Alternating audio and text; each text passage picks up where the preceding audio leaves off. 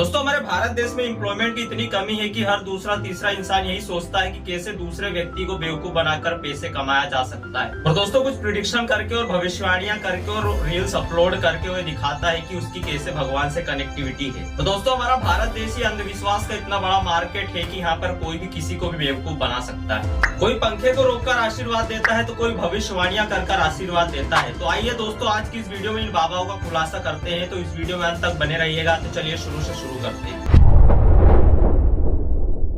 नमस्कार दोस्तों आपने ये पंखे वाले बाबा को कहीं ना कहीं देखा ही होगा सोशल मीडिया पर, जो लड्डू मुत्या के नाम से काफी फेमस भी है। आपको क्या लगता है दोस्तों, कोई पंखे को रोककर हाथ में लगी पंखे की धूल आपके माथे पर लगाएगा और पैसा ही पैसा आने लग जाएगा आपके घर में? मगर दोस्तों कोई सा भी सेंस नहीं बनता इस बात पर। अगर दोस्तों ऐसा ही होता तो कोई भी व्यक्ति मेहनत ही नहीं करना चाहेगा और वो माथे पर धूल लगवाएगा और पैसा ही पैसा आने लग जाएगा उसके घर में। दोस्तों रियलिटी की बात करें तो ये लड्डू मुत्या के मंदिर का पुजारी है जो इस वीडियो में वायरल हो रहा है। असल में ये लड्डू मुत्या नहीं है। असल में लड्डू मुत्या एक विकलांग व्यक्ति थे जो अपने घर से भागकर ट्रक के माध्यम से कर्नाटक के बागलकोट में आए थे और वहीं 20 साल तक भिक्षा मांगकर खाते रहे। और ऐसा माना जाता है कि वो जहाँ भी जिसके घर भी भिक्षा मांगने जाते थे वहाँ पर धन ही धन आने लगता था। और दोस्तों इसीलिए इनका एक लड्डू मुत्या के नाम से मंदिर भी बनवाया गया। मगर दोस्तों मुझे तो ये बिल्कुल अंधविश्वास लगता है, क्योंकि बिना मेहनत के अगर धन संपत्ति आने लगती तो बात ही कुछ और होती। तो दोस्तों इन बाबा बागेश्वर धाम का तो क्या ही कहना है। पहले ये मात्र कथाएं सुनाते थे, मगर आज के समय में ये भविष्यवाणियां करने लगे हैं और इनका एकमात्र यही कॉन्सेप्ट रहता है हिंदू मुस्लिम का।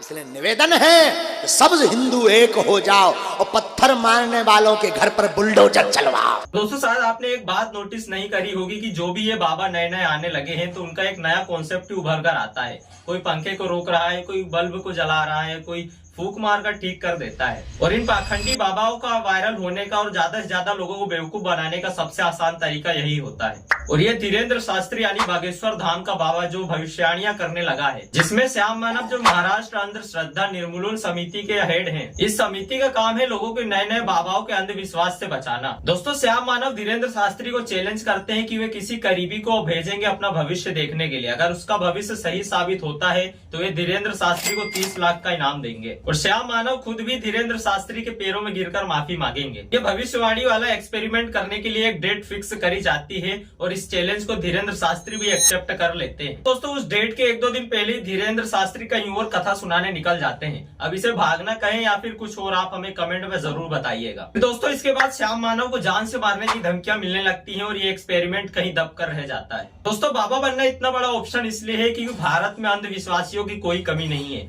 उनका विश्वास जीतना बहुत आसान है और इसमें बहुत प्रॉफिट भी है, क्योंकि लोग लाखों करोड़ों रुपए दान करते हैं और सोना चांदी को भी दान कर देते हैं। तो इसे अंधविश्वास का एक सबसे बड़ा मार्केट बनाता है। तो दोस्तों ये जो अभिनय अरोरा है एक कंटेंट क्रिएटर है जो मात्र 10 साल का है। ये भक्ति की वीडियो बनाता है और इसे अपलोड कर देता है और ये अभी मात्र 5वीं में पढ़ रहा है। दोस्तों मतलब आप समझ सकते हैं कि ये धंधा बन चुका है बाबाओं का। दोस्तों ऐसा नहीं है कि हमारे सनातन धर्म में ही इतने बदनाम बाबा भरे हुए हैं, मुस्लिम में भी हैं और हर एक धर्म में ऐसे बाबा पाए जाते हैं। और दोस्तों ऐसा नहीं है कि इन बाबाओं के कारण हमारा सनातन धर्म बदनाम हो रहा है। हमारे बीच कुछ ऐसे बाबा भी हैं जो हमें जीवन का सही रास्ता दिखाते हैं और वो हमारे एक्चुअल में गुरु समान है। जैसे श्री प्रेमानंद गोविंद जी, स्वामी भद्राचार्य जी, जो हमें बताते हैं कि जीवन को जिया कैसे जाता है। कम से कम दोस्तों ये भविष्यवाणियां तो नहीं करते, ये पंखे को तो नहीं रोकते हैं। दोस्तों हमारे बीच एक सियाराम बाबा जी भी मौजूद है जो बहुत बड़े हनुमान जी के भक्त हैं और उनकी उम्र 109 वर्ष की हो चुकी है और वो लोगों से मात्र 10 रुपए ही दक्षिणा ले लेते हैं और दोस्तों उसे भी ट्रस्ट में डोनेट कर देते हैं। दोस्तों ये आपको चुनना है कि क्या सही है और क्या गलत, क्योंकि इस दुनिया में हर एक व्यक्ति आपको बेवकूफ बनाने के लिए तैयार रहता है। दोस्तों आज की इस वीडियो में बस इतना ही। मिलते हैं नेक्स्ट वीडियो में, तब तक के लिए जय श्री राम दोस्तों।